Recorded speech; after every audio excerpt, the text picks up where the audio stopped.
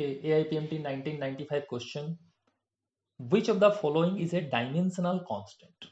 A dimensional constant means a physical quantity that is constant and its dimension is not 0. That means it has dimension.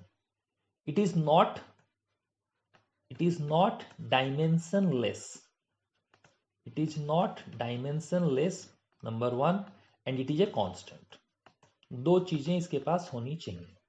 Refractive index is a constant for a particular media.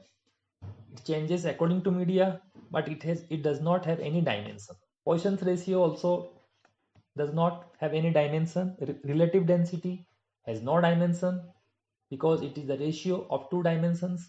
So gravitational constant is a constant and it has dimension. That means it is not dimensionless. That means option number D is correct. Thank you.